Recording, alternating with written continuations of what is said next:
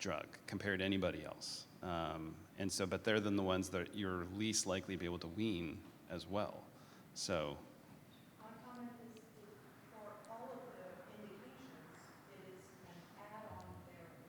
It is not, so the idea is they do not stop nasal steroids at all, and they are not supposed to, if they're treating for asthma, they are not supposed to stop their asthma medicine. And if you show evidence of that in the clinical record, they're not filling their prescriptions, when their time to renew, they're cut off. No, I let my patient know that at their 1-year follow-up, I will ask them if they are still using their nasal steroid spray. And that in order to get their drug approved, they need to say yes. They are using it. Yeah, it's sad. I just don't ask. I just copy and paste. I understand. If you do off-label, if you do mometasone with irrigations, they don't have eyes on Right. that. Yeah, or they don't have eyes on over-the-counter Flonase. You know, so they can't. But and then to Peter's comment also about the asthma medications. I mean, newer updated guidelines for asthma management is the SMART therapy. Are you guys aware of SMART therapy? Single maintenance and reliever therapy. So using the newer combo agents, either Dulera or Symbicort, which have formoterol in it. Formoterol is fast onset, long acting, so it can actually be used as a rescue inhaler, so that you actually give them the inhaler. It's not a BID dosing. It's if you're short of breath, you take this puff, you get a hit of formoterol, you get a hit of steroid, and you basically self-regulate how much of it you need based on how much steroid you need to keep things at bay. So it's another way of at least both reducing costs and reducing patient exposure while providing them a benefit when they go on these therapies. But, you know, really good surgery, steroid irrigations, which I would say, you know, from my ivory tower tertiary care center viewpoint of things, is like standard of care for these patients. And most of them do amazing when you do that. So, but I've had that conversation both with Regeneron and my colleagues, like, should we put everybody on Dupixent 3 months and then do their surgery when it's like so easy? and then see what we can get to afterwards. And, you know, but once you've put a patient on that for 3 months and they're like, well, this feels great, you know, like, you're not talking them into that surgery, which, you know, is a whole other thing. So European Consensus put out this kind of guidelines for like when to consider a biologic, and, you know, presence of bilateral nasal polyps, right? Unilateral polyps are not likely T2 and likely to respond to these agents. 3 of the below criteria are made, which is evidence of the type 2 inflammation, need for systemic corticosteroids, quality of life, loss of smell, and then diagnosis of asthma are all the potential options. You need 3 or more if there's a history of surgery, no history of surgery, 4 or more, although, you know, and so in essence saying, like, just don't give this to everybody, like, really try, because the medication is so expensive. I think.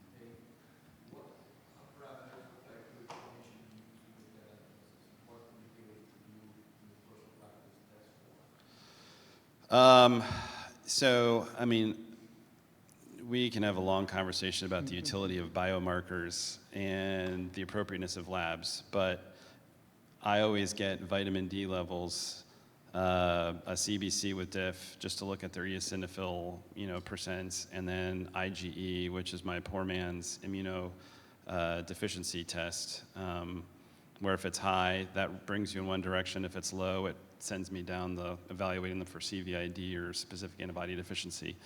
But then you can use those IgE and those eosinophil levels as their original pre-treatment numbers, so that if they fail future therapy, then have that info to then go on to omalizumab or dupilumab or some of these other things. So I think clearly the patients who respond to dupilumab, benralizumab, mepolizumab, these are all T2 disease, right? So, you know, comorbid asthma, you know, probably guarantees the likelihood that it's T2, but that's not always a given. You know, so the more questionable person is what about the person who doesn't have asthma? I had a conversation with Larry Borsch, the allergist I work with, and I said, I find that when I see my nasal polyp patients, the ones with the high eosinophil count are the ones with asthma. And he goes, no. He's like, the ones with high eosinophil counts are the ones with polyps. And I was like, we're talking about the same thing, you dummy. Like, it's when they have disease in both organ systems, which is really just the one, that's when they're really high. And so I think those are the perfect candidates. But again, I try to use a protocol like this to kind of define, like, when do I get to that point before I condemn someone to lifetime of shots and cost to society, where, I don't know, Mark, I think we've got the slide you gave me is the next one, but I mean, what do you think about, this concept? To me, it's like, you fail medical therapy, you get surgery, you fail surgery, then was the surgery good enough? Was the medication good enough? And what other comorbidities do you have that maybe we're running in circles?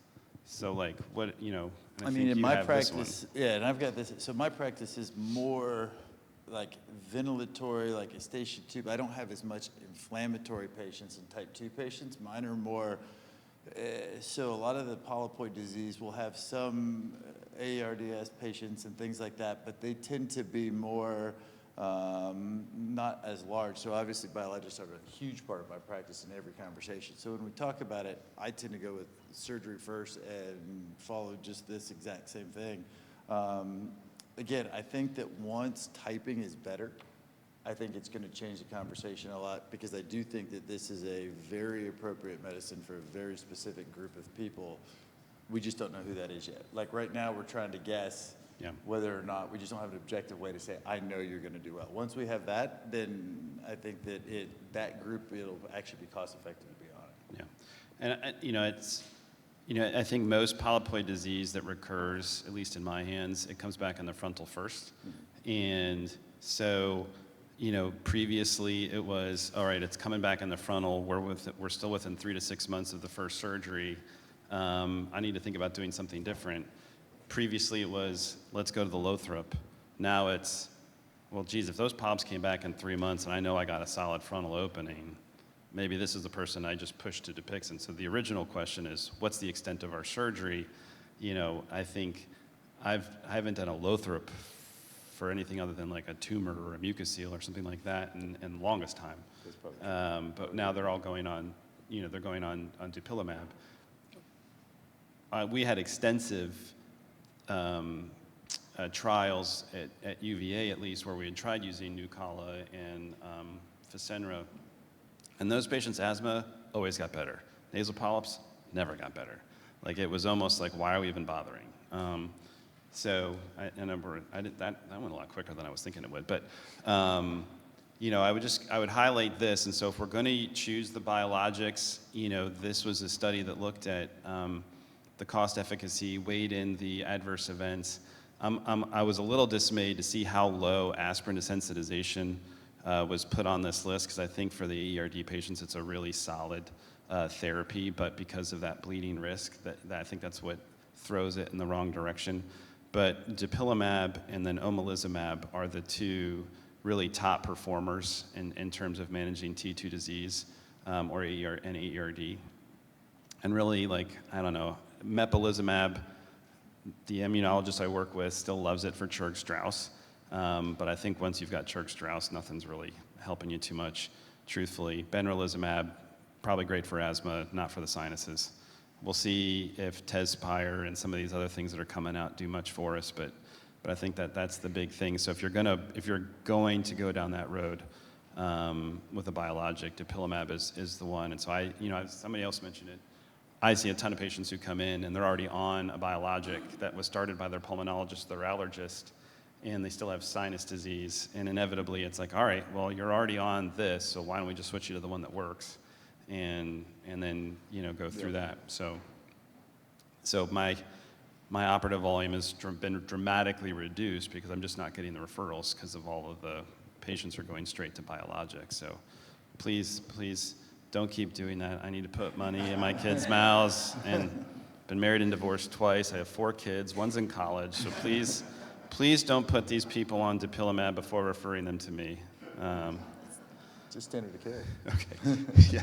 But we are out of time. So, but like I said, either way, it's important that we act in concert with our allergists, our immunologists, our pulmonologists, and make a shared decision-making both with our colleagues and the patient, so that we don't run the healthcare system into the ground with all this expense. So, Ash. When they don't work, then we go back to the bigger surgery. But then I also go back and question the diagnosis.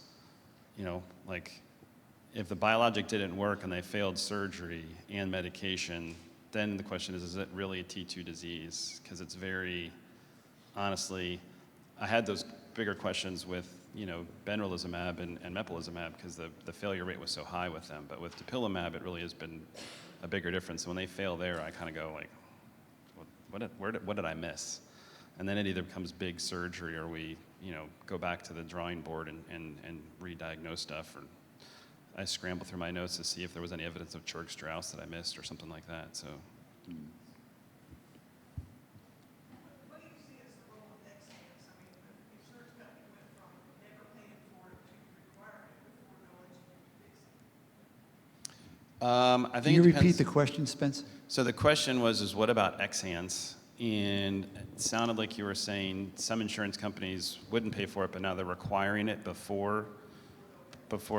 I haven't had that issue per se. Almost all of my patients go on steroid rinses, which I think there was one study that showed that maybe XHANCE and steroid rinses are equivalent because of the distribution. I still don't think that's true. So I don't run into that problem per se, but I think for the patient who refuses to irrigate, which I kind of bang my head against the wall because I'm like, you've got nasal polyps, like this isn't really an option. That's when I'll use the XHANCE. But then again, it's once you start the XHANCE, give it to them for a month, switch them to the biologic, and then DC the XHANCE because, you know, that's spitting in the wind at that point once the Dupixent kicks in. Quick thoughts, was smell included in your analysis, the improvement in smell? And then is there anything new out on why the smell is so much more improved than polyp scores? Yeah, and so that was not my analysis. So I'm just the reporter.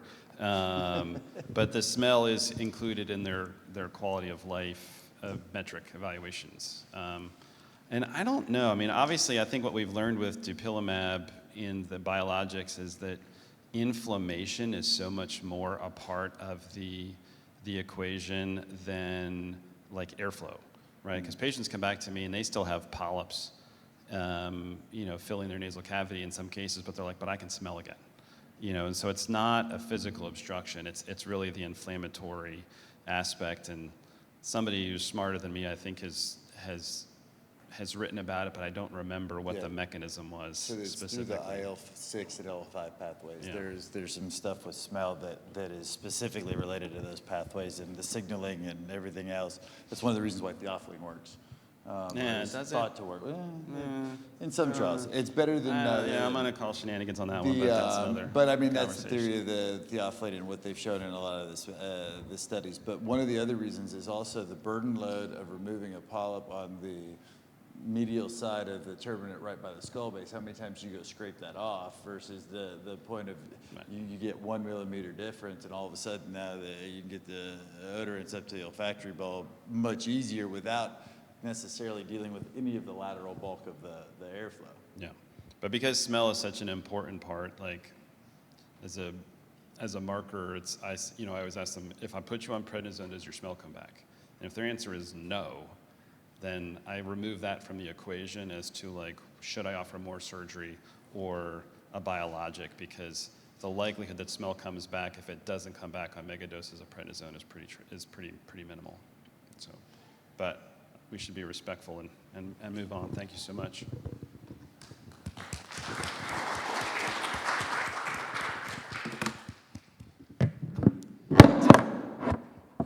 Thank you, gentlemen. So the next topic is related to dealing with children with sleep-disordered breathing. there's a lot of concern that I've experienced in the community about operating on children. And if you're my age, or probably not too much either older or a little bit younger, you were told never to operate on children under the age of 16. Septoplasties were unsafe, and childhood surgery was risky, et cetera, et cetera. So I want to dive into that a little bit and show you what's really going on, what the data really shows. And John is an orthodontist who's expert in airway in children and has been doing this for about 45 years. He and I work together on the care of these kids, and he's going to share with you his experience with the young children in the airway that he deals with, and then I'm going to talk about the nasal part of it, because it's usually a combination treatment for these kids. So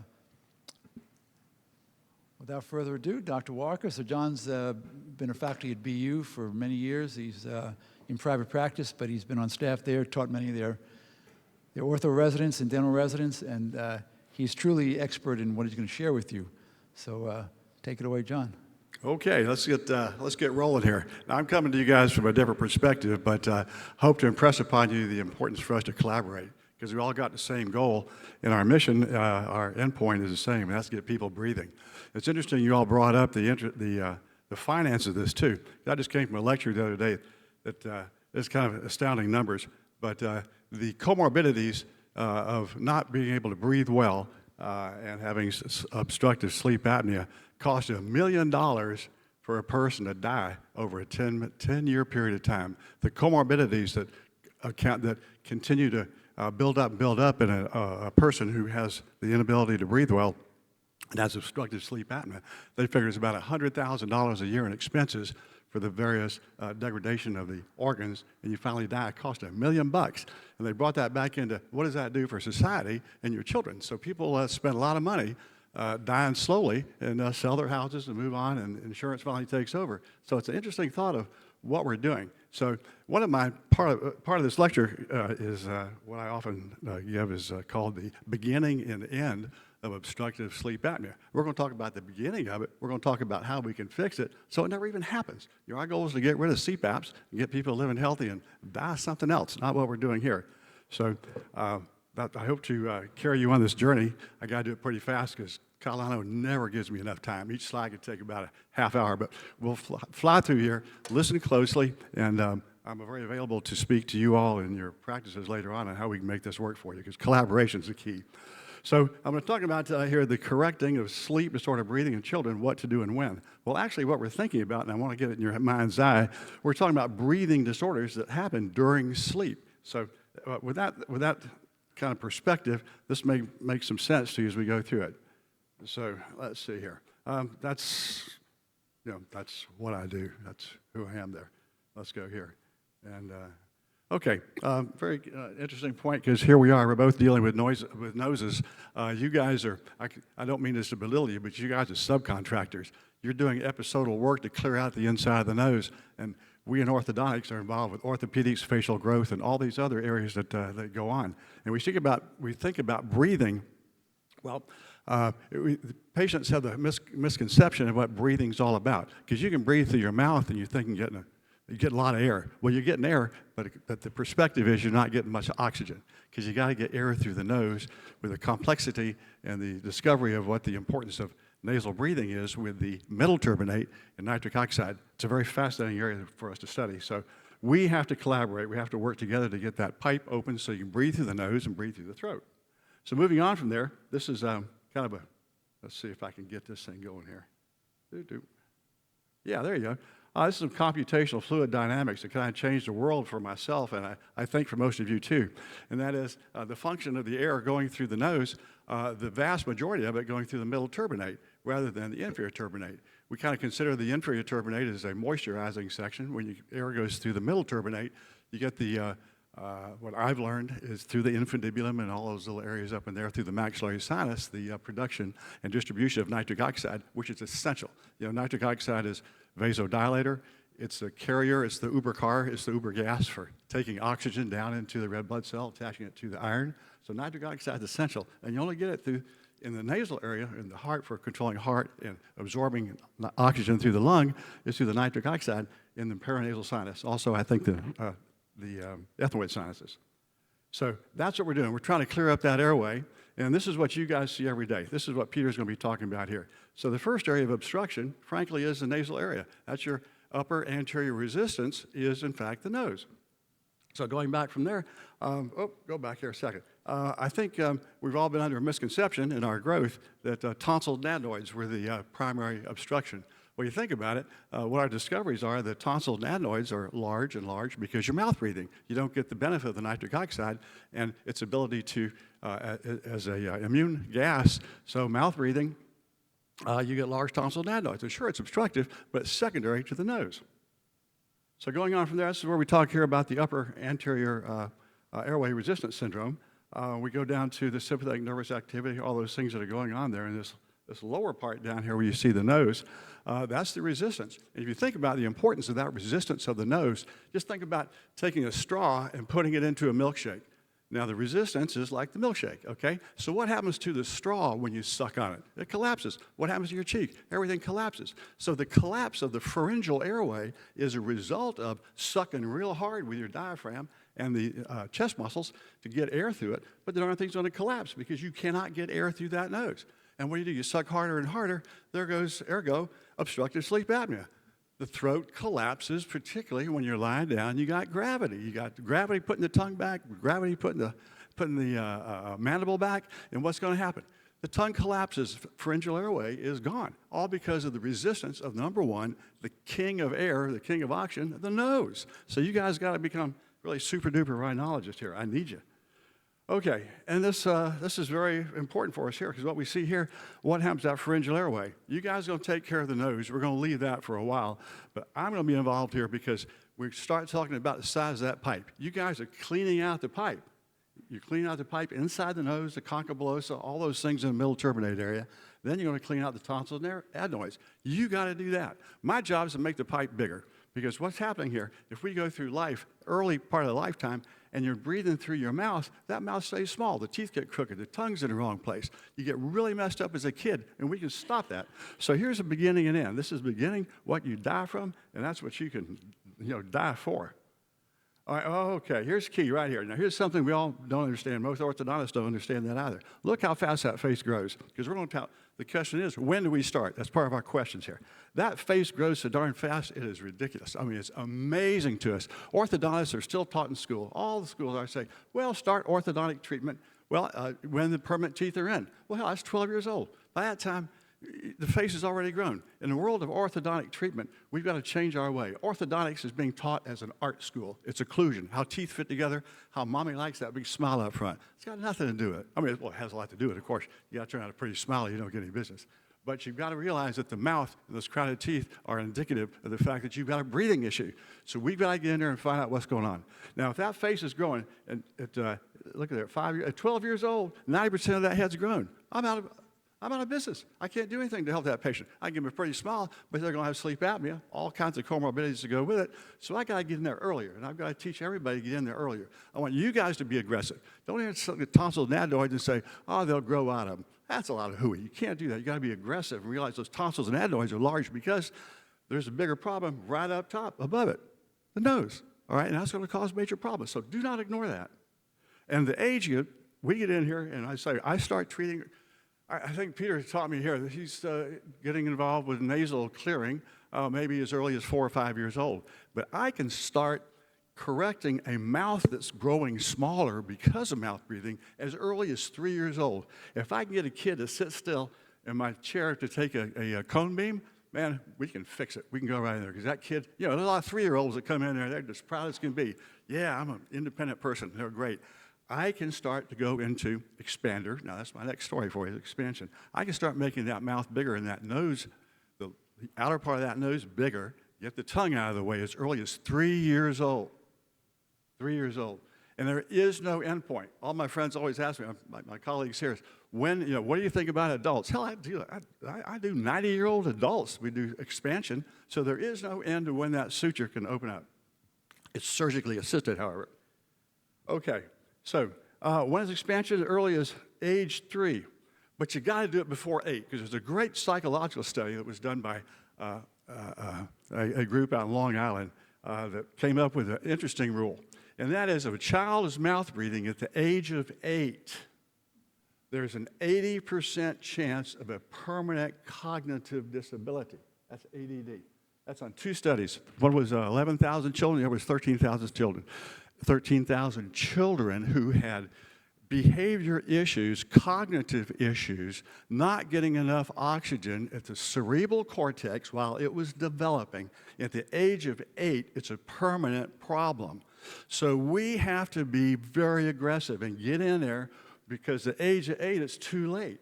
Now, here I am telling all the orthodontists, good Lord, don't wait till the permanent teeth come in. It's too late. We got to get in there and address that airway issue and get it patent way before I'm age 8. So I start and I preach everywhere in the world. If you got a 3-year-old, get in there. Don't think orthodontics is strictly occlusion. Of course, there's no permanent teeth in, but you got to get them breathing right. If you get them breathing right, the tongue, the mouth functions very well. The jaw can grow forward without the digastrics holding it back to mouth breathe. You're not going to let things happen. You can stop it at the gate. We got to understand it and realize it. And I need your help to do it. I can't send you out saying, well, this kid's a mouth breather and tonsils and adenoids, and you'll say, oh, well, he'll grow out of them. Man, we're dead in the water. That kid is going to be one of those that's going to spend $1 million dying, all right? You can stop that. Don't let that happen. We got to be aggressive with that stuff. So this is a real rule, the rule of 8s.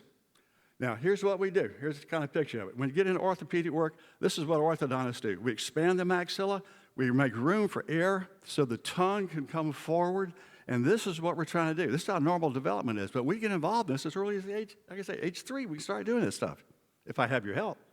Now, here's maxillary expansion. That's the key to it. I'm trying to make room for that air to get through there. And that's what we do. That's a little hyrax expander. I can put it on baby teeth. I put it on baby first molars. No problem. The kids love it. It's no big deal. There's no pain with this stuff. All right, so let's go on to our next one here. So here's really what's going on. When we take that, now take a look at the nose. Now, of course, the teeth are looking prettier. Well, we don't just expand for crossbites. The problem with just looking at teeth to see if there's a crossbite, that's secondary. We don't expand just because teeth are crooked. All right, if the teeth are crooked, that means the bone's not big enough. Hell, we used to think that it was genetics. You know, that mama had big jaws and daddy had little teeth or vice versa. It's genetics. Well, hell, the genetics is not the size of the jaw. It's not the size of the teeth. It's the function. It is genetic, but it's the parent that's got the messed up nose. All right? The grandparents got the messed up nose. Grandparents are on CPAPs. Oh, I got to roll. Okay. Here's a lot of pictures going on. So here's what's going on again. We'll take a look. Here's expander showing the airway there. Very good. All right, moving on along from there. Now let me show you some real stuff that's going on here. All right, this is expansion. If you look at the lower left, you see before and after. Now look at the pharyngeal airway. See those pretty colors right up in there? Look at the small one, look at the big one. Amazing change. 200% volume increase. Now, that took 6 months. Can you imagine a life change for that kid? So we'll move on from there. All right, here's what's going on here too. Look at the airway. Again, that's 6 months.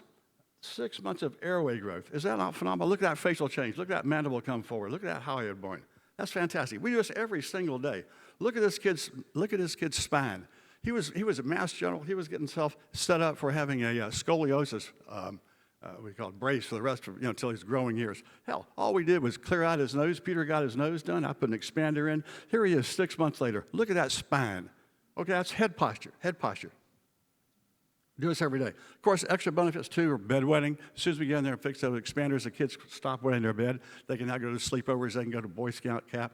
Rapid conductive hearing loss. You all have the eustachian tube is related to the maxillary expansion too. You know, the tensor, all those muscles get tightened up when you expand. It helps breathing there. All right, now this is adults. Here's a before and after with an adult.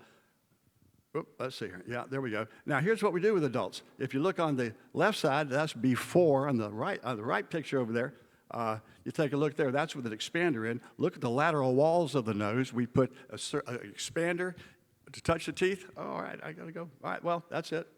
Well, here's the deal. Genetics. That's how you fix it. There's a dad on the left, kid on the right, diagnosis. That kid looks just like his dad. We fixed it. Here he is on the right side. Looks super. So what's your choice? Please. CPAP therapy, oral appliance therapy? Heck no.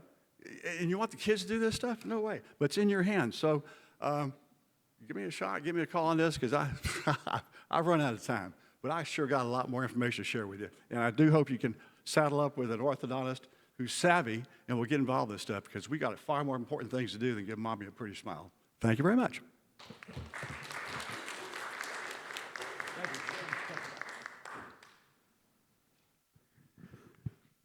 I've used more hooks on John to get him off the stage than anybody in my life. He's always got a lot to say, and it's always worthwhile. Do I advance the slides? You advance the slides. Well, I advance the slides here. Okay, hold on a second. All right. So, symptoms of nasal obstruction in children, he talked about some of them. This is very common. So, Spencer, you said you want to put your kids through college, and that polyps was not going to do it for you because you have Dupixent chopping away at your finances. This is an endless supply of patients. There are more people out there with nasal breathing issues, sleep disorder breathing, than anything else you're going to see in otolaryngology. And why our group has not taken this as a mantra and has dealt with it directly is beyond me. I've been doing it for 10 years. I met John as a patient. That's how he came to see me. This is endless, and the dramatic change in these kids is important. And so look at all the things that you could impact by dealing with these kids. We have data showing, which is going to be published soon, hopefully on ADHD. Imagine operating on a kid's nose and reversing their ADHD. Never been done before. We have data on that. He showed you the Starling resistant principle before. We validated that. And so all this stuff, there's a lot of data on this now. Anyway, let's move forward. So again, we don't want to mouth breathe. John showed you the difference. You can look at a kid's mouth. If you have children at home, you can look at their mouth. They have a high arched palate. They snore, head posture back when they sleep. They've got the problem. This high arched palate can even lead to septal deviations because the distance between the skull base and the palate is now shortened as the palate rises up. So we talked about maxillary growth and the importance of getting it early. If you don't, so we were taught if you intervene in the nose early, it changes craniofacial growth adversely. It's just the opposite. It's 180 degrees opposite that. If you don't intervene, it causes craniofacial growth retardation. It's just the opposite of what you were taught. And there's so much data on this now. And I'm going to show you the data in just a moment. But you have to get in there early. We operate now age 4. We used to go down to age 3, but it's hard to deal with a post-op 3-year-old in their nose. But a 4-year-old you can do. 5-year-old certainly can do. Because look at the difference. 5-year-old, 70% growth is done. You know, you're getting them late. Look at this kid. At 5 years, they look normal. 2 years later, look at the facial change in this kid. From before to this narrow, elongated face. Adenoid facies, that's where it comes from, okay? Look at these kids. All mouth breathers. Look at that kid in the middle. That's classic adenoid facies. You don't want a kid like that. You can change these kids by intervening early. So here's the targets in the nose that we look at. The septum. You can't be afraid of a septum in a child. Swell bodies, usually very large in these kids. Turbinates, if they have conchobulosa, you know about the middle meatal region, very important to operate on. Inferior turbinates, nasopharynx in terms of, obviously, adenoids, and the hard palate John talked about for expander. So these are the targets we look at in these kids. We do all these surgeries, all these procedures at the same time. And the kid goes home the same day, like nothing happened to him. Okay? I just did a girl this morning, 7 o'clock in the surgery center, and she's from Aruba. She's going to fly home to Aruba tomorrow. Looks like nothing happened to her. Mother said, do I need a note for the airlines? I said, no. No one's going to know your daughter had surgery. She looks normal. She's 17. But these kids, 4 and 5. Septal deviation kids, they don't know they have them. Look in the nose. You got to CT everybody. Mark talked about CT radiation. Use low radiation imaging, but you have to get a CAT scan. Parents say, no one ever got a CAT scan before. They say, well, I'm afraid of getting a CAT scan because of the radiation. When you say, let's get the CAT scan. You'll see why. You get the CAT scan and you show them what's in their kid's nose, their jaw hits the floor. No one told me this was the problem. Now you see it. Makes a big difference. They never object to it once they see what's going on. Pediatric septums, again, more cartilage than bone. You can see the difference here. On the left is a kid's nose. Everything in front of that purple triangle is the cartilage, very little bone, as opposed to the adult, which is on the right.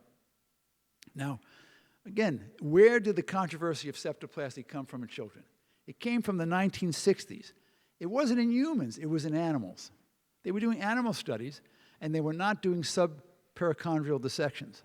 And so they had animals that had rabbits that had septal deformities, saddle deformities. And they said, this is bad.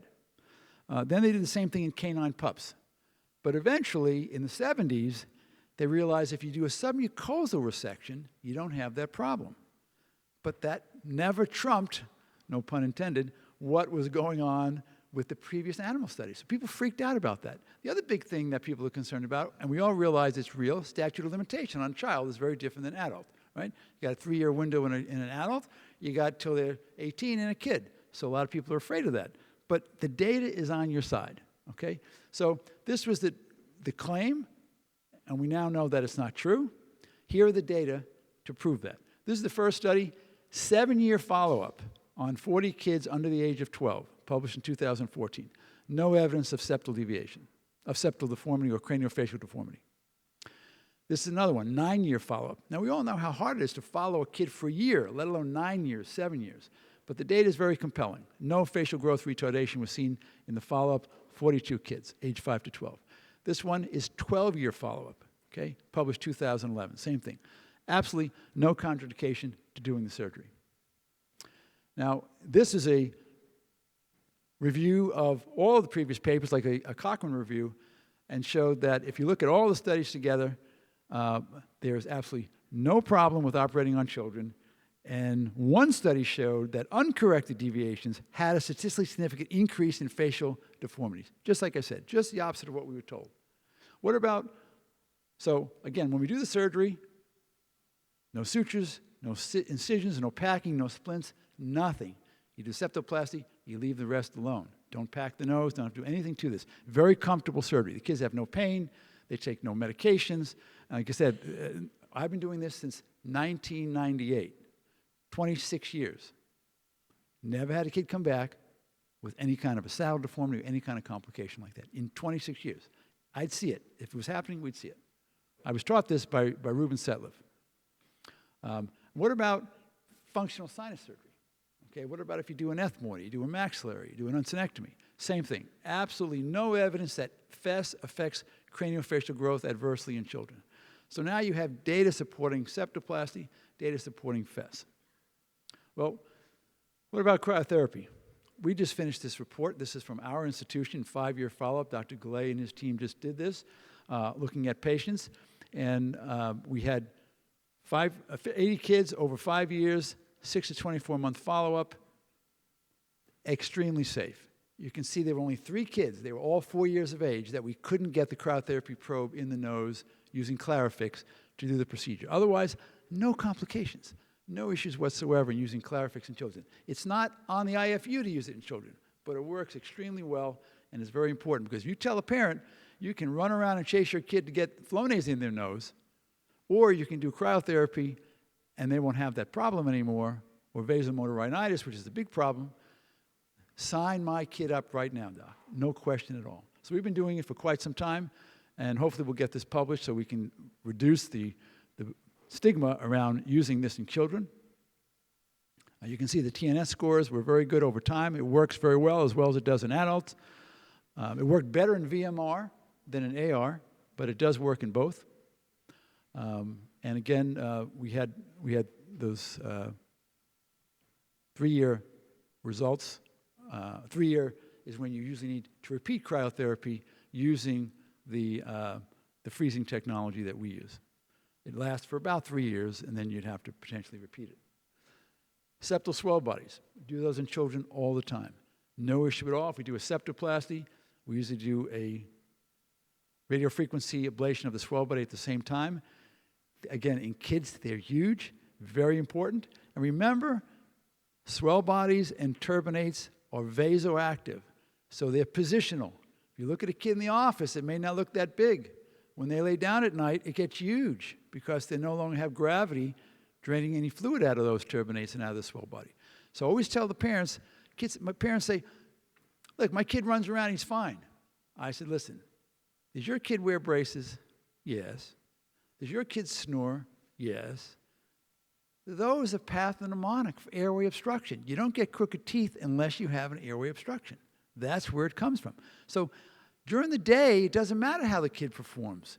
It's at night. And the parents don't look at the kid at night. You tell them, go watch your kid sleep at night. Then tell me if the kid has a problem or not. Many parents don't do that. So you have to be, here's one. This is from a dentist. So she knew to look. Kid on the left. See her mouth open? See her head sticking out? She's got her head sticking forward. She's got head forward posturing. That's the same kid, 7 hours after surgery, taking a nap at home after surgery. You can't even tell she had an operation. Her neck is straight. Her mouth is closed. It works. Now, not every child will become a nasal breather right away, okay? Some take some time. Some might need myofunctional therapy. But most of them, you're going to see this change, okay? Here's another kid going home after surgery. You see the IV mark on his right hand? You can't even tell he had an operation. Doesn't look like anything was done. That's the way they should leave. And if you can do that, you'll have a line of kids down the street, which you can do. Here's a whole bunch more of them, okay? All little kids from all over the place. Even the autistic kids. That little kid in the bottom right, the mother's in the OR with us. So the mom holds the kid. We put the mask on, induce it with a mask. Then we put an IV in, do the surgery. But don't be afraid to bring the parents in the room, have them help out with the anesthesia. They're prepared. They have an autistic kid or ADHD kid. They know this kid's going to be difficult, and they're happy to help out. Don't be afraid to do it. But look at that little kid in the middle there. He's 3.5 years old. All these kids can do really well. So this was all about just demystifying surgery in kids. It's safe. It's very, very effective. We didn't go about the effectiveness now because we don't have time. Just to demystify the fact that it's not illegal. And don't be afraid to do it. The data is on your side. I've been reported to insurance companies, to the state licensing board, because I was operating on kids. Once I showed them the data, Aetna Healthcare was one of them. They said, we don't allow operating in kids. How'd you get these kids to be in there? With 25 kids I had operating at the time. This was years ago. I said, well, I don't know. They came through your insurance. I got approval. We did it. They said, well, our ENT executive board has criteria and says this is illegal. You shouldn't have been doing it. We want documentation, validation why you did it. I said, okay. So I got together all my data, got all my stuff. I sent it in. 3 months later, I get a letter back. Dr. Catalano, we have reviewed your submission, and we are changing our policy on children. And they changed the whole policy on operating on children based on what I submitted. They said, our ENT advisory board said, you're right. They were wrong. They were out of date. They changed it. Medical board reviewed my complaint from a patient that I operate on I didn't even operate on the kid. I gave a consultation that the kid needed surgery.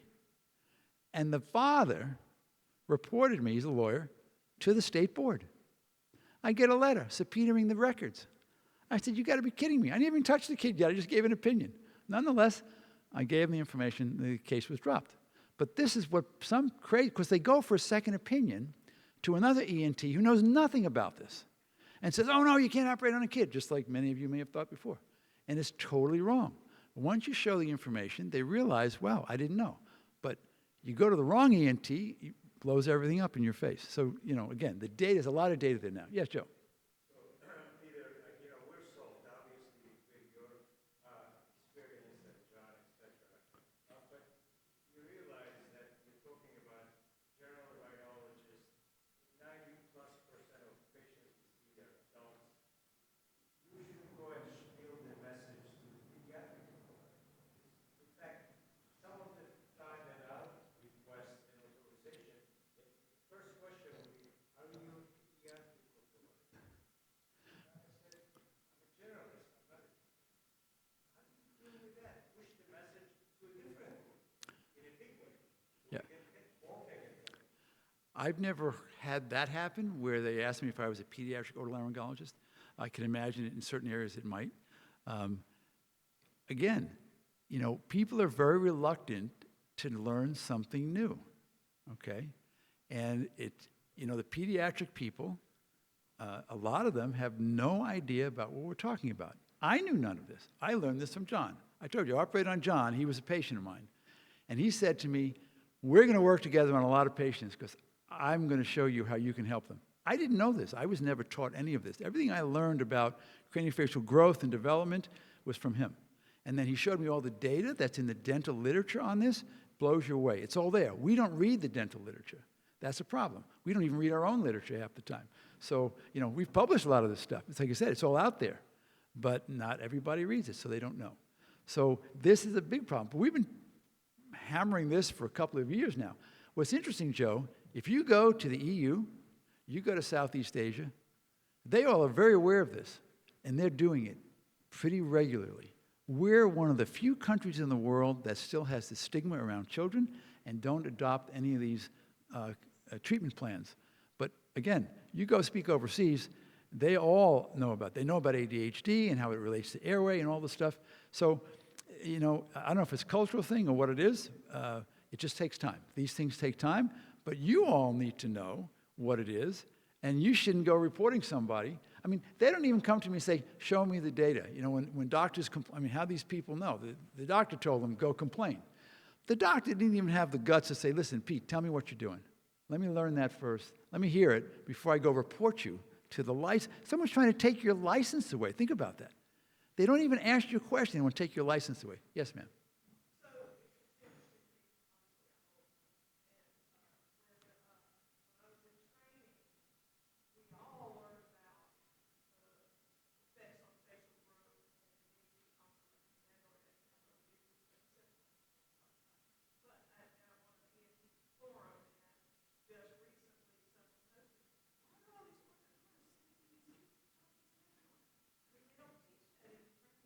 Correct.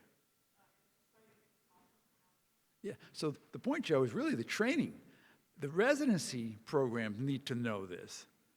This way, it starts from the bottom up. Okay, anyway, thank you very much for your time. Who's our next speaker?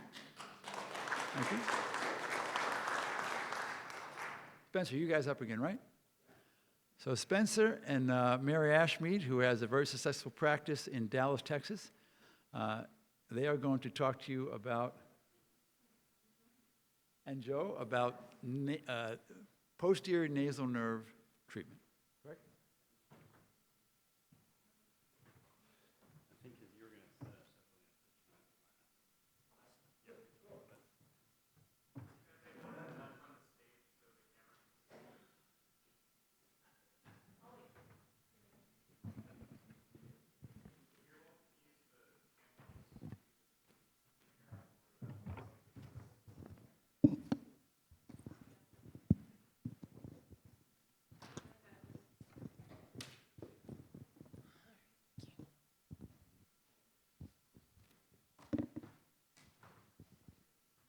I think I put your slides first. Oh, me? Okay. But this is the three of us. Hello again. My disclosures. And then, the purpose of this brief talk is really to go over the posterior nasal nerve ablation. If you aren't aware of it, you're probably living under a rock. But if you aren't, what we're talking about is the more selective techniques for addressing, kind of like the autonomic innervation of the nasal cavity. There's historically problems with Vidian neurectomy in order to address the parasympathetic input of the nose, because as you remember, the Vidian nerve is a condensation of both sympathetics from the deep petrosal and the parasympathetics from the GSPN, which then bring that information to the nose. And so if we could get rid of that parasympathetic innervation of the nose, then we can decrease congestion, decrease rhinorrhea, although it was historically fraught with failure, both in terms of dry eye because you were knocking out the innervation to the lacrimal system, but then also failure because it's actually not easy to do a Vidian neurectomy unless you're really looking for it. And a lot of people probably weren't even hitting the Vidian nerve, but hitting a vascular bundle just medial to it. And so with information that really came a lot of ways out of Ben Blyer and Rod Schlosser's work looking at the selective nerves coming through the posterior nasal cavity, this then became an ideal target to really get the nose. And so, then the idea is build a better mousetrap. And so now there's all these mousetraps out there for us to try to use to do the posterior nasal nerve ablation. And so which is the best option? to reach all of these little nerve rootlets coming through the back of the nose. I guess I didn't put myself first. Forethought. So cryoablation was probably one of the first options that came out. This is the Clarifix device, which uses cold to try to ablate that tissue in the back part of the nose. I think it's liquid nitrous, not nitric, liquid nitrous oxide that then inflates the balloon. And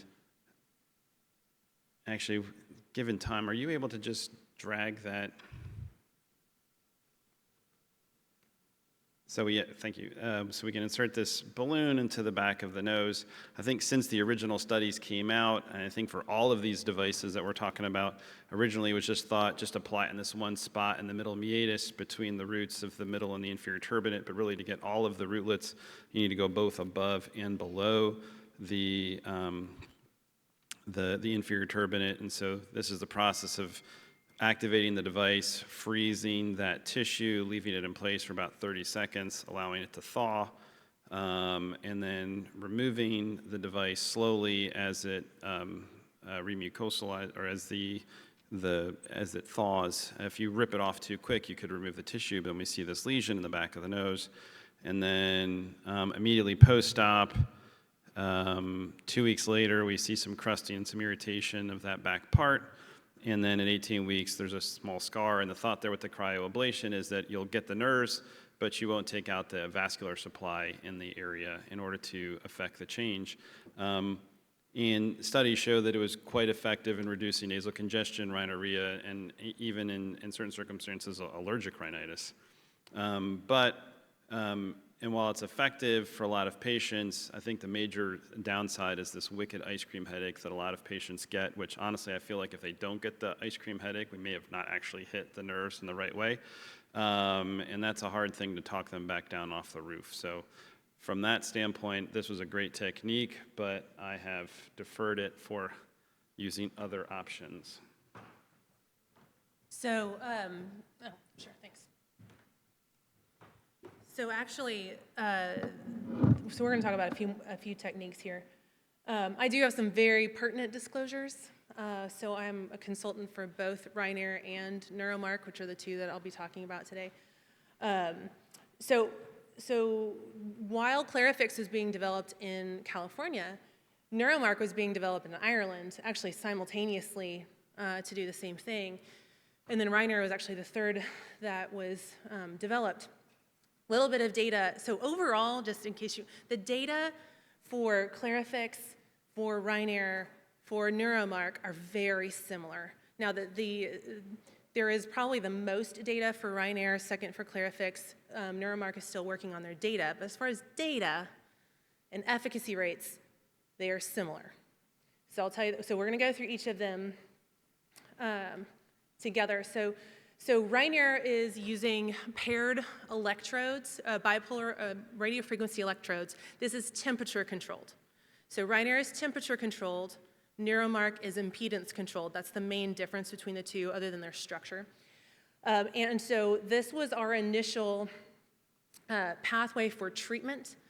So since development of this particular technique, due to some of the anatomy coming out of Australia, adding some more posterior spots. So not just the middle meatus and not just treating the mulberry tip, the posterior portion of this turbinate, but adding these extra areas behind the middle turbinate and then just anterior to the eustachian tube orifice.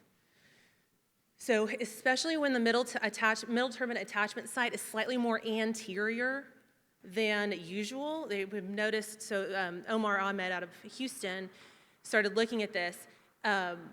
Those patients who had a more anterior attachment site had more nerve bundles behind that middle turbinate than we thought before.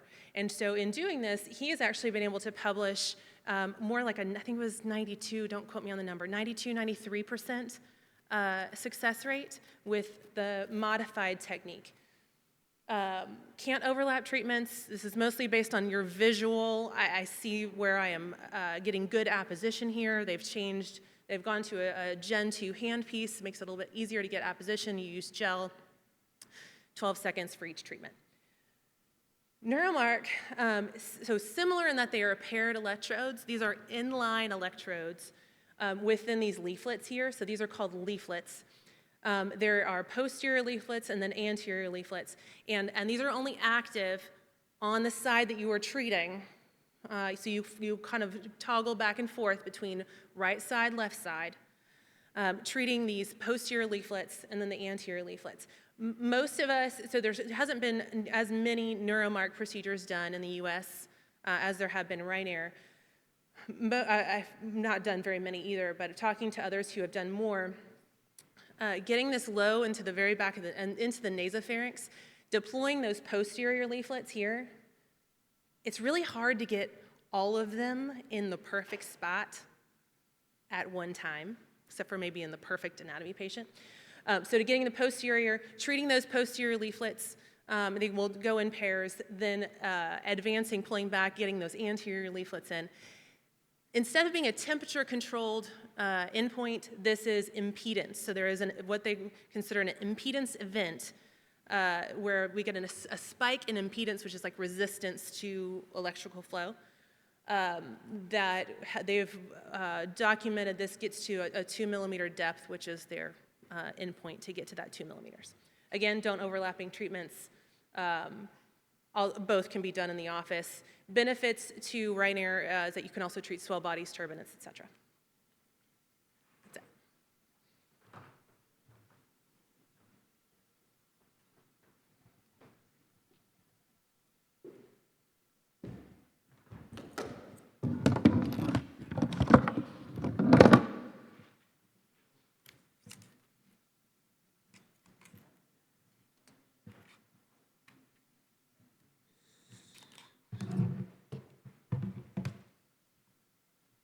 Sorry, bear with me.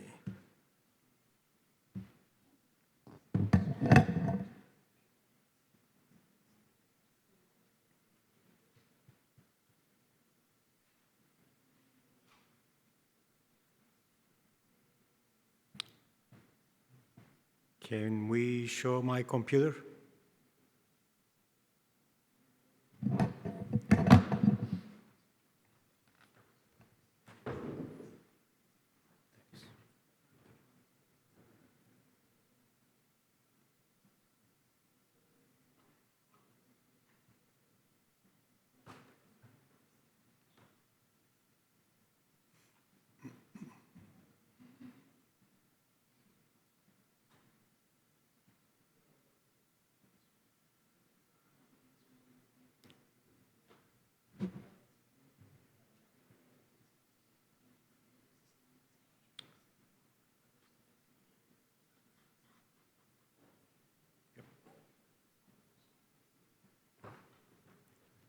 Thanks. So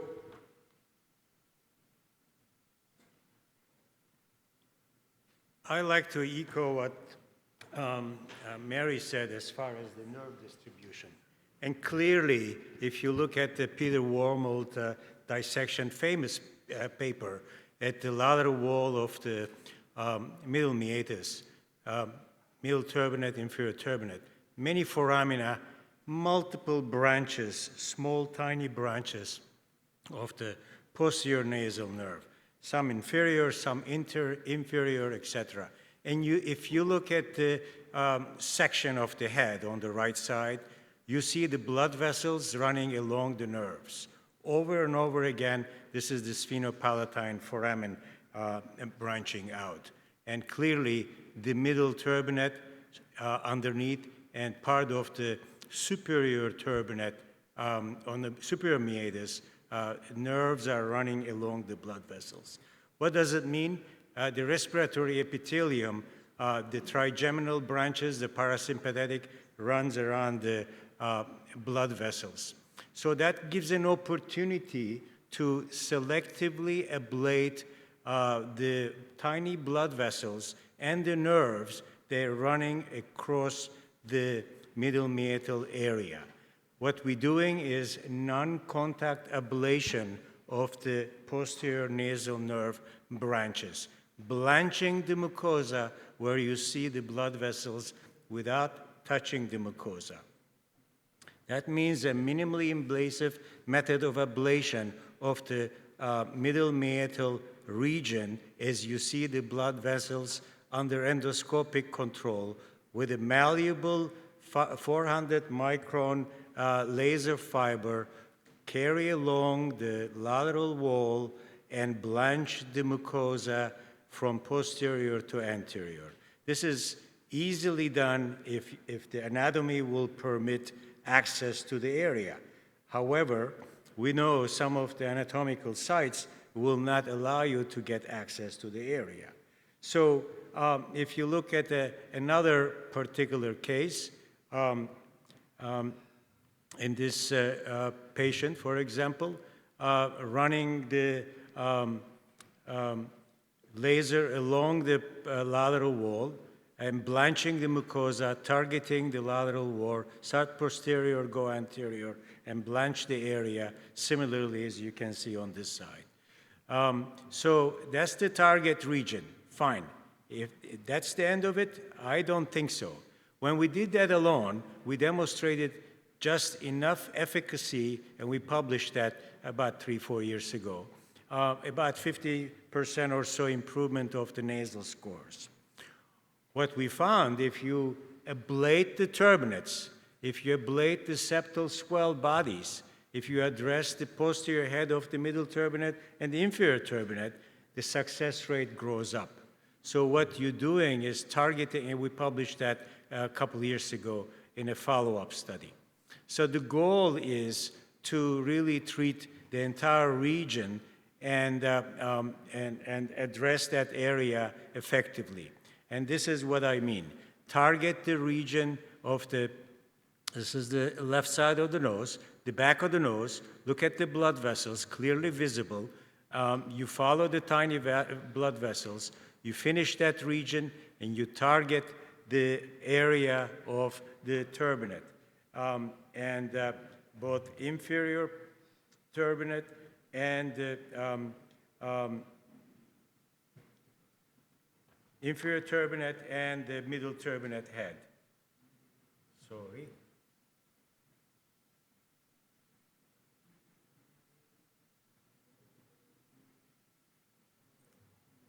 So what happens if you have an obstructed middle meatus? The two turbinates are collapsed, they're kissing each other. There's no way you can put a cryo balloon or a Neurant or a radio frequency pad in that tight area, but you can sneak in the tiny little fiber that has malleable head into the region and address that region carefully under endoscopic control. So I'm creating a little controversy. It's 3 different technologies to debate, and let's chat.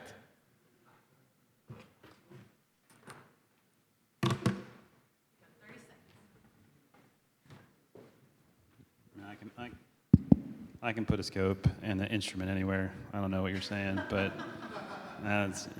come see how we do it in Virginia one day. No, you know so.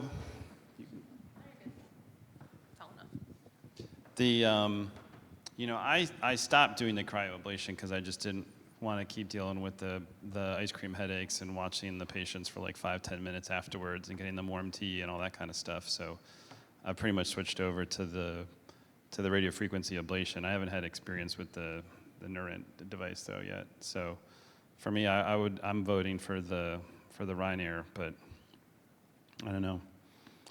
So in that one that you were showing, in that case, you can go in with it might be a little bit harder with the Neurant device, but you can just down fracture the turbinate, or you can actually start. So most of the time, when I'm doing a Rhinology, I actually start about halfway back the inferior turbinate and treat that middle meatus area to gain access to the middle turbinate attachment site. So I can treat that area first, work my way backward to the turbinate, rather than the classic kind of start where you would place a Clarifix and work your way forward. I tend to actually go the opposite direction in order to give space and good visualization. You know, one thing we agree all, I think targeting just the posterior aspect of the middle meatal, the lateral wall, is not enough.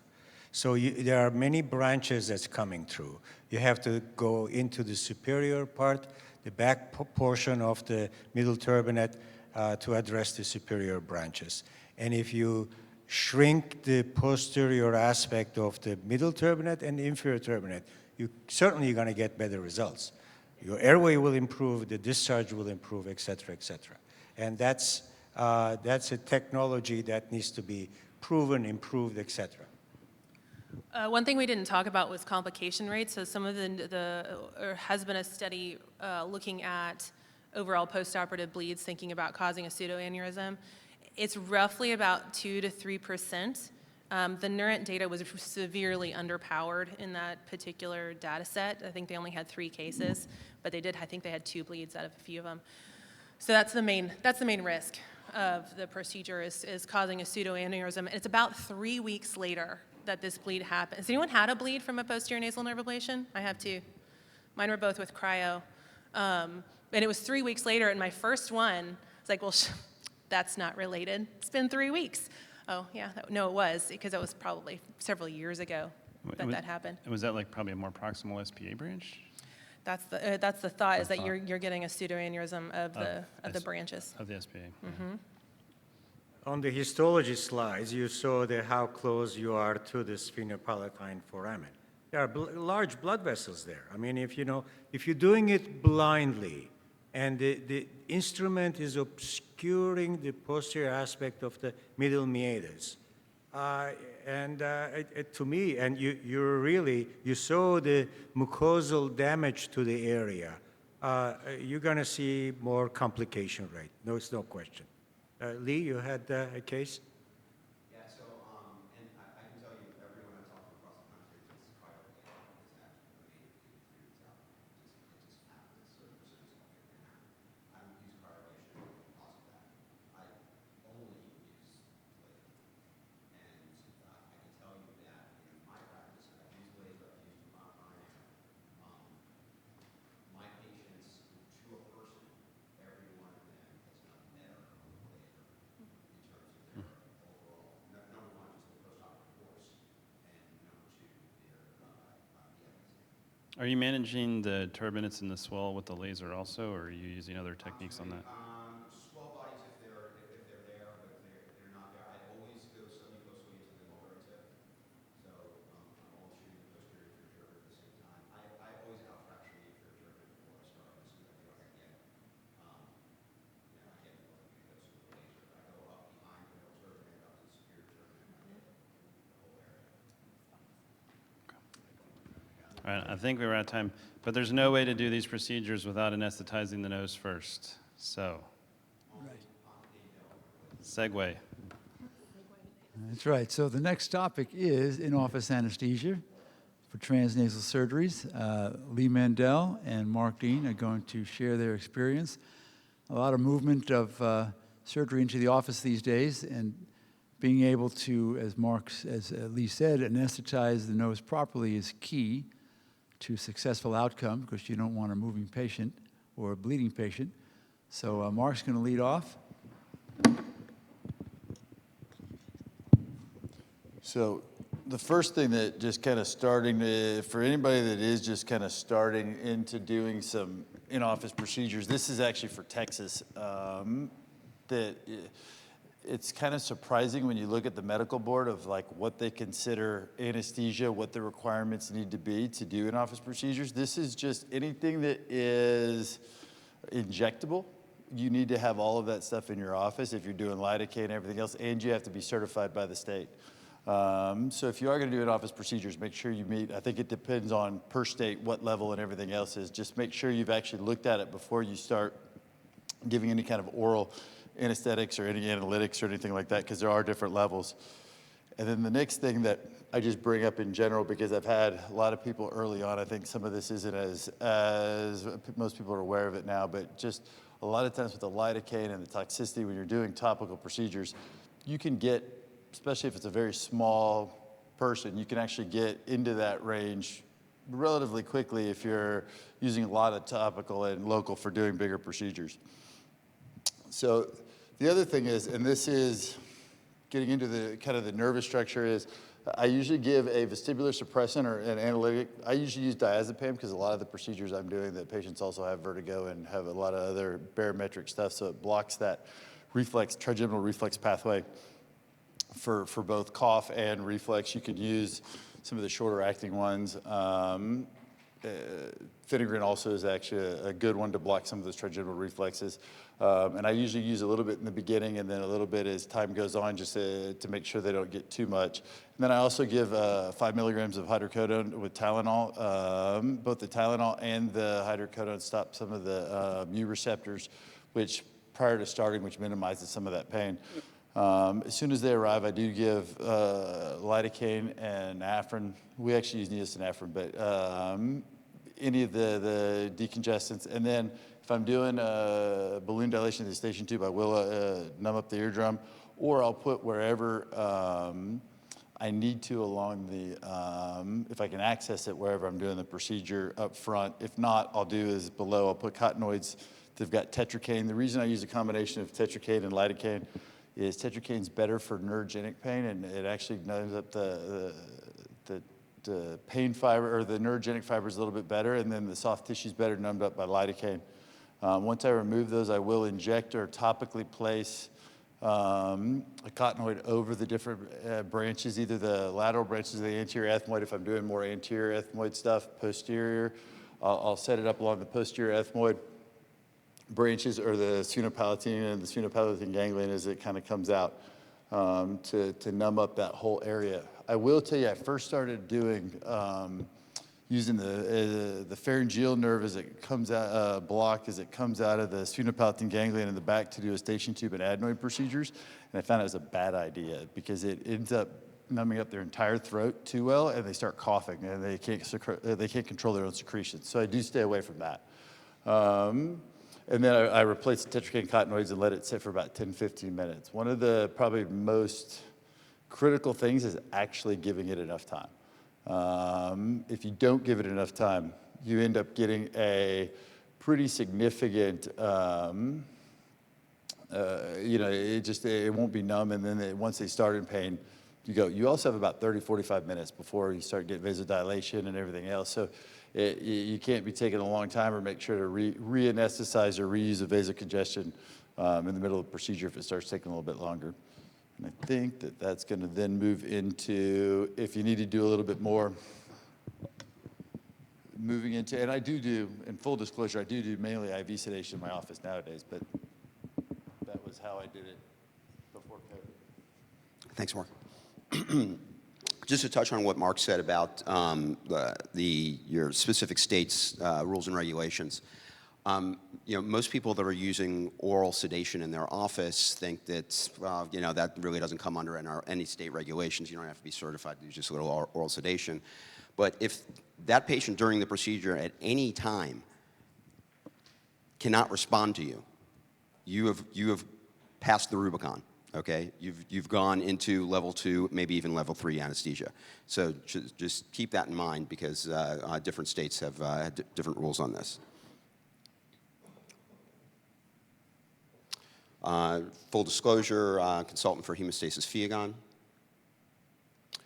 So I do purely intravenous sedation for all my office procedures, unless, of course, I'm doing Valent laser for posterior nasal nerve. So what do we do with our patients when they get to first of all, I have full level 3 certified operative suites in the office, with board certified anesthesiologists providing the anesthesia. Topically, we use nasal pledgets with Afrin and tetracaine gel, 4% tetracaine gel. To touch on what Mark said about tetracaine toxicity, I wrote a white paper for the ENT journal on office-based procedures under local anesthesia several years ago. And one of the things that I pointed out is the initial protocols that came out when Acclarent was first kind of pushing those protocols around the country. was to use 6% topical tetracaine gel. At 6%, you got about 1.5 cc's till you get to toxicity. So be really careful. You can, and things like patient afterwards feeling dizzy, being a little ataxic, that kind of thing, that's actually tetracaine gel, tetracaine toxicity. PO meds, all of our patients get clonidine. Why do all of our patients get clonidine? Because all their blood pressures go up during the procedure, and they definitely go up after the procedure when, because of pain. Clonidine really has a dual effect. It does lower blood pressure, but it also has some pain control as well. So it's good, and it's very well tolerated. Really hard to bottom out someone's blood pressure with clonidine. I actually picked this up from my facial plastics training. We used clonidine on everyone to limit bleeding during the procedure. Gabapentin. After some of these nasal procedures, if you've ever had a patient that complained of nasal burning, the gabapentin takes it away. So I actually got that pearl from Dan Slaughter years ago, and it works unbelievably well. Pepsid the night before and the morning of to prevent reflux. Big thing now, any GLP-1 agonists stop a week prior. The risk of reflux and aspiration, even in your oral patients, that you're doing oral sedation, I would absolutely tell them to stop their Ozempic, their Mounjaro, whatever it is, a week before. There have been some really serious cases across the country because of it. IV meds, pre-op. Everyone gets glycopyrrolate. It is really nice working in a nice dry field. Everyone gets Zofran. Everyone gets Decadron. Decadron is partly for its anti-inflammatory effects, but also partly to prevent nausea as well. Intra-op meds use propofol, 50 mics of fentanyl. Big, huge change to my practice was starting tranexamic acid. Every nasal patient gets tranexamic acid. Sometimes they get two doses especially if I'm doing a sleep apnea case and they're heavy. The calls for bleeding went from probably once a quarter I'd end up having to meet someone in the office for bleeding to once a year. Huge difference. With all the usage of recreational drugs, especially marijuana, it can be very difficult to anesthetize certain people. Young males with a history of marijuana use are the worst. They are very difficult to anesthetize. They're constantly moving. They're either not breathing or they're moving. It's one or the other. Adding ketamine makes a huge difference in those cases. Post-op meds, so based on what their pre-op blood pressure was and whatever their blood pressure spikes were doing during the procedure, we always have patients have clonidine on hand. So we give them a prescription prior. If we feel that they're definitively going to need it, we'll have them take clonidine when they get home and 6 hours later. But they always have it on hand. So if they call at night and they say, yeah, I'm having some ooze and I'm uncomfortable with it. Well, take your blood pressure. Blood pressure's up. Take some clonidine. Use some Afrin in your nose. Usually always helps. Everyone gets IV Tylenol at the end of the procedure. Also makes a huge difference in pain management.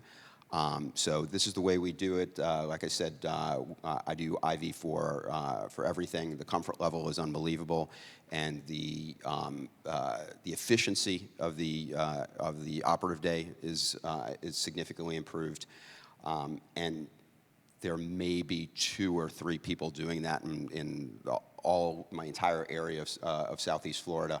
So it really makes a difference when a patient comes to you and you can offer that for them to kind of set yourself apart. Any questions?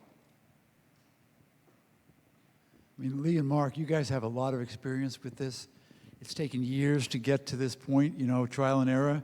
You share with other people. There's a lot of collaboration in the group of in-office surgeons, which is key to moving this, advancing this forward. Just to put it in perspective, 5 years ago, maybe 7 years ago, what was your percentage of in-office cases versus now, using a surgery center versus office? I know now you're totally in the office. You don't go to the hospital ever. Never. When was the last time you went to an OR or a surgery center? 5 years ago. 5 years, yeah. So Yeah. in the 5 years, you've transitioned totally. That's true. What's the age group of patients that you treat? What's the youngest? What's the oldest? And what are the things that will prevent you from doing something in the office? I don't know that I heard the entire question. I'm sorry. So I don't, in the office, I don't treat any pediatric patients younger than 12 years old, and that's because I'd have to be PAL certified in order to do that, and even my anesthesiologists aren't PAL certified, so I won't. I would do a local case, you know, if I absolutely needed to, but I don't do pediatrics generally. Oldest. Sky's the limit. I mean, you know, age really is not a factor. It's really the factor is, I think I did a septoplasty on a 90-year-old, you know, last month. Spryest 90-year-old I've ever seen, spryer than some 60-year-olds I've seen. Chronic mouth breather, one of the worst septums I've ever seen, and it was a quality of life issue where I said, look, are you sure you want to do this now? You've had this done, you've had this your whole life. He said, look, I figure I have 5 years left. I want to breathe for those 5 years. So, okay, you got it.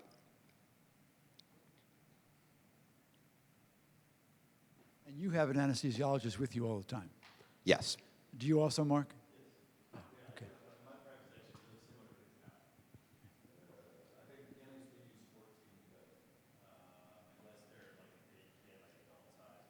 Yeah. And is it difficult to get an anesthesiologist to come and work with you? Because they're short supply right now. They're hard to find. So what is that issue for you? It's harder to get an anesthesiologist than a CRNA. CRNAs you can do. Depends on your state whether or not you shoulder the liability if it's CRNA. In Florida, there have actually been a couple of suits that have shown that CRNAs are actually not under your purview, even though that's what it was thought about before. There's always vicarious liability because it's your center, okay? But if you were in a surgery center and a CRNA was doing the case, well, the thought process used to be that you're the captain of the ship and therefore all the liability shifts to you. At least in the state of Florida, that's been overturned in case law. But it really makes it no difference, and it's your facility. If you're doing it in your office, you're going to have the vicarious liability no matter what. So big deal. So if you have a CRNA that you really trust, by all means, much easier to get a CRNA than an anesthesiologist. And they bill the patient separately? So different people have different ways of doing it. Some of the bigger groups have managed to work facility fees into their billing, such that what they're getting paid on their procedure actually pays for the anesthesiologist, and then they secondarily pay the anesthesiologist. If you're not in a big group, it's going to be really hard to do that, and usually you're going to have to find an anesthesiology group that will bill for you. In those particular cases, there are always going to be certain insurances that they don't have an in-office contract for. For example, in Florida, really hard to find someone that has a Blue Cross Blue Shield in-office contract, which means that's going to have to either come out of your pocket or your patient's pocket. For us, it's $650 for a case that anesthesia charges in those cases. I have literally never had a patient complain about it. Very good. Any other questions? Well, thank you very much. Important topic.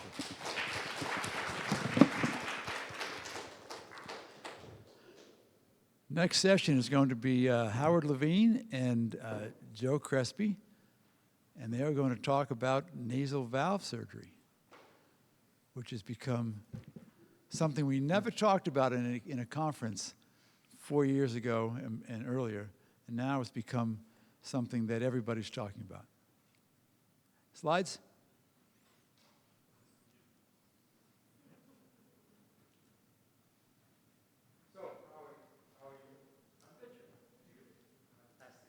All right, so you're going to go first, give us a little bit of understanding about the nasal valve region, and we have a couple of slides to show us. We're going to take about 15 15 minutes, and we're probably going to start around 1:15, 1:10, 1:15 after lunch. So we'll break for lunch in about 12, 13 minutes.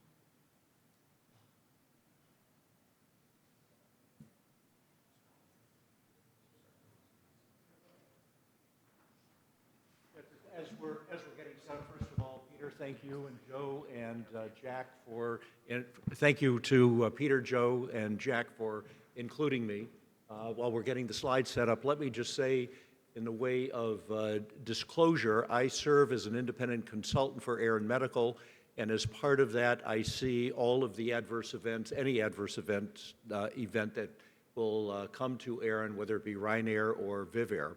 I cannot disclose or discuss any of those cases because of the non-disclosure and my relationship, but I can speak about information I have through colleagues, through any of you that you have shared with me. We'll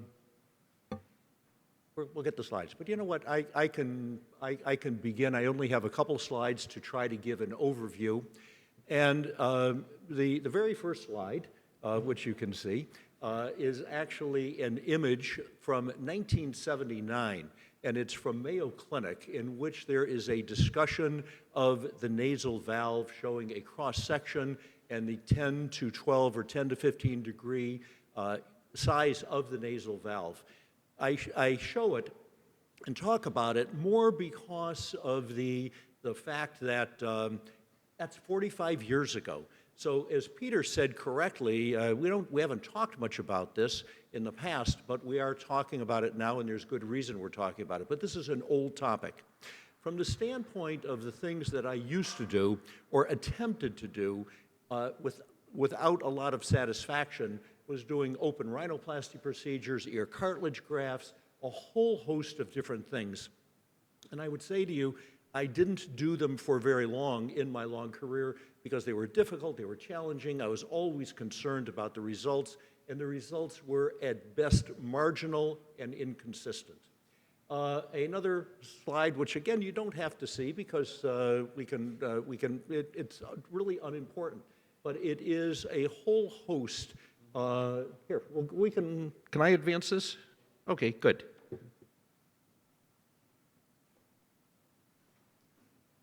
Oh, great, thank you. There we go.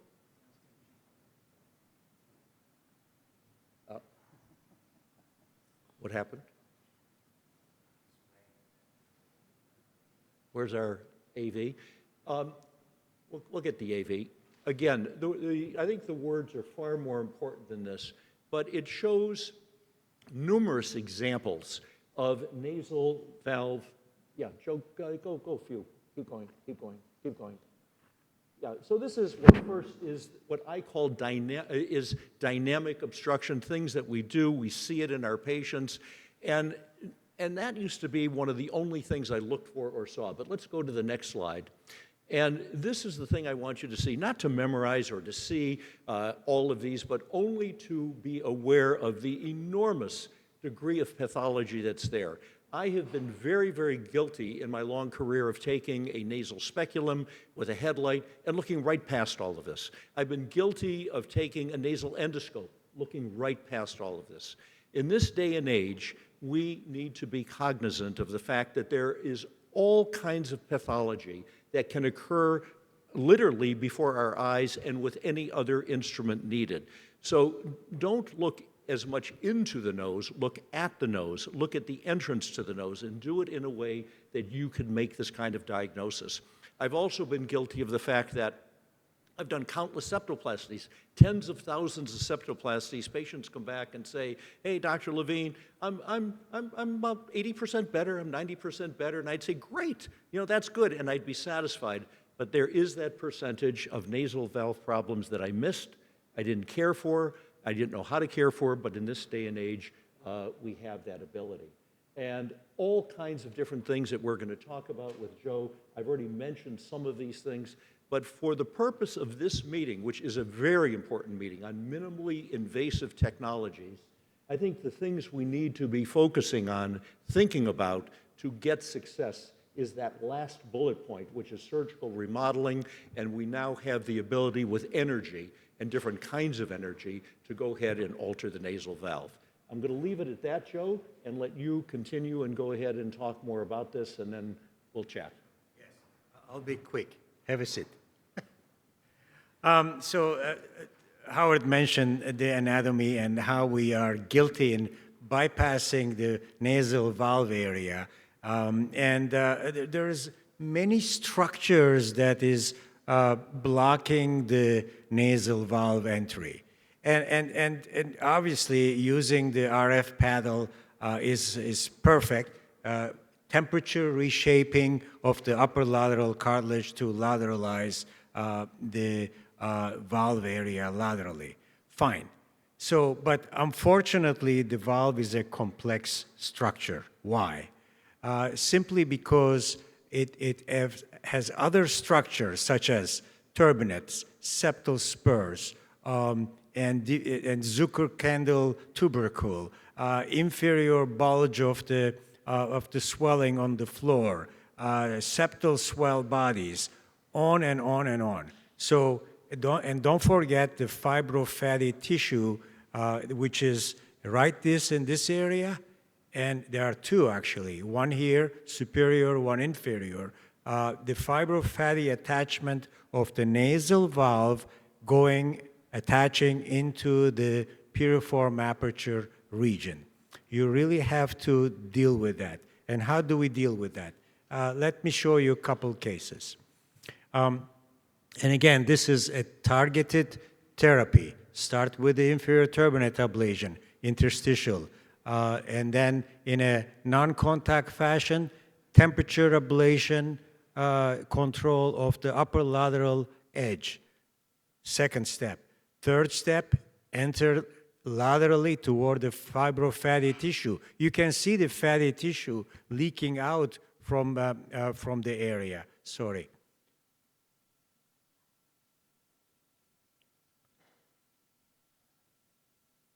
So address the multiple areas in a nasal valve. A different anatomy requires different attention to the region.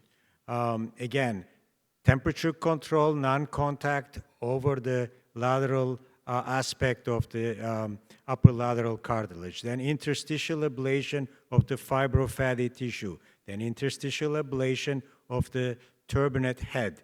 Then interstitial ablation of the septal swell bodies.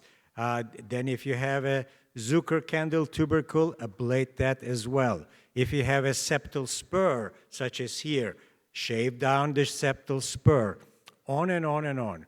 So what happens is, in the post-op care, you will see your energy destruction, what it is that is doing to the tissue. Meaning, if you're interstitial or if you are in contact with the tissue, there is a need for a debridement postoperatively. But the airway is wide open. So the nasal valve is a critical area to treat because it has multiple areas to address. So let me show you a couple more videos, and then we'll continue and summarize.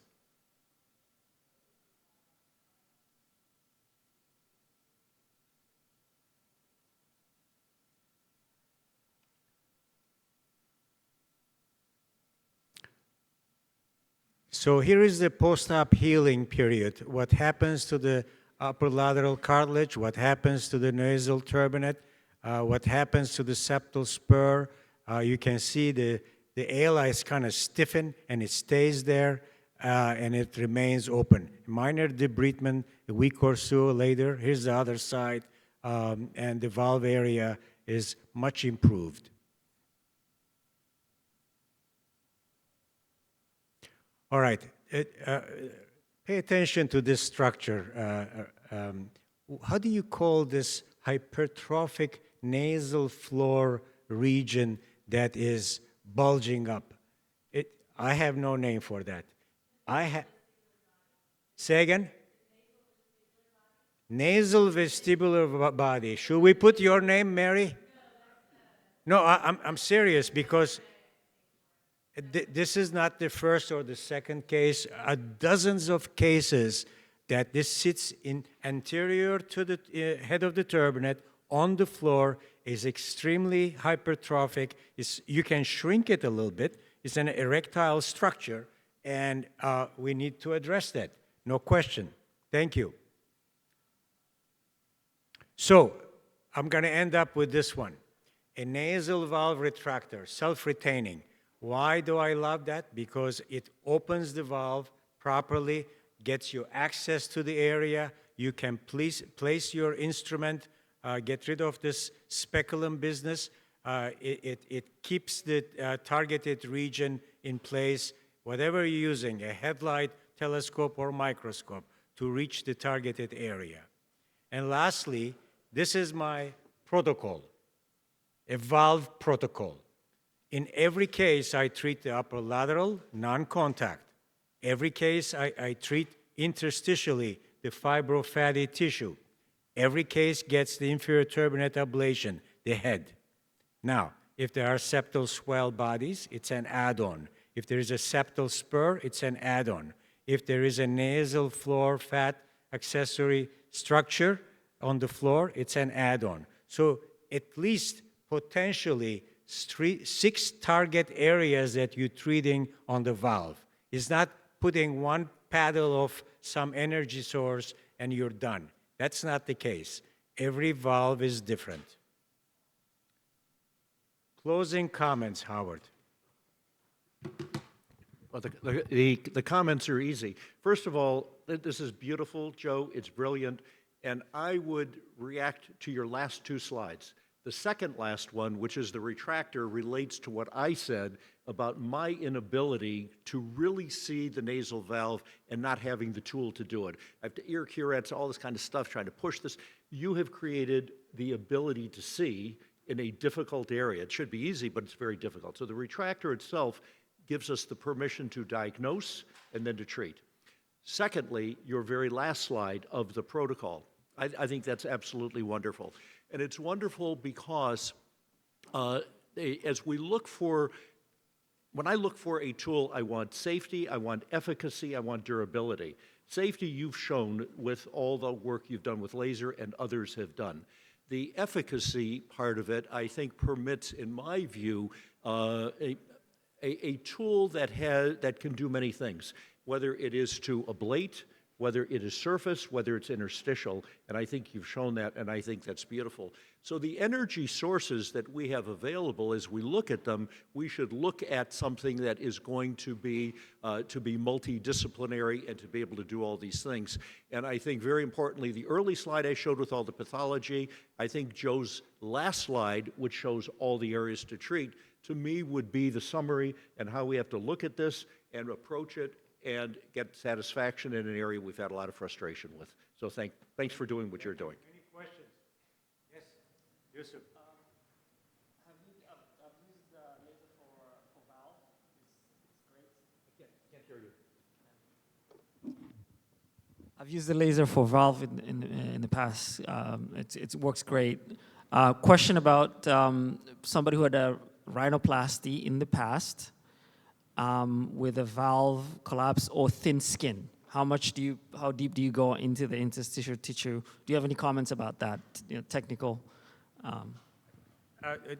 Those are tough cases. The post-surgical, post-septal rhinoplasty patients, especially the open rhinoplasty, you gotta release the scar tissue if there is a weakening of the cartilage. You may have to stiffen that area, but don't forget to analyze the collapse of the dome and also the presence of the fibrofatty tissue that may be able to, you may be able to reduce it interstitially. And I would say, as rhinologists, and especially those doing aesthetic rhinoplasty, we all assess the skin. Is it thin skin, medium, or thick, very thick hypertrophic skin? And I've been approached by a couple of physicians, and I don't want to overstate this, a handful of physicians where a radiofrequency energy was used and a small prominence has developed externally and visible, in the healing process. So for me, as I look at any of these energies, and Joe may want to comment on this, whether it's laser, radio frequency, or anything else that may come out, is what is that zone of injury? We have, in my view, we have a little more margin of error in what we talked about, which is posterior nerve ablation versus anteriorly where we have function, but we have aesthetics. So Joe, I don't know if you want to say anything about what you know about zone of injury as it relates to laser. Well, you're avoiding the skin, obviously. You're internal, and the only areas that you have to be careful is the dome, obviously, unless you have a severe synechia. But working in the inferior half of the valve is very safe. Okay, I think the other group broke for lunch. We're going to break for lunch. You can bring your lunch here. It will be a corporate presentation in about 15 minutes or so, and then we'll continue.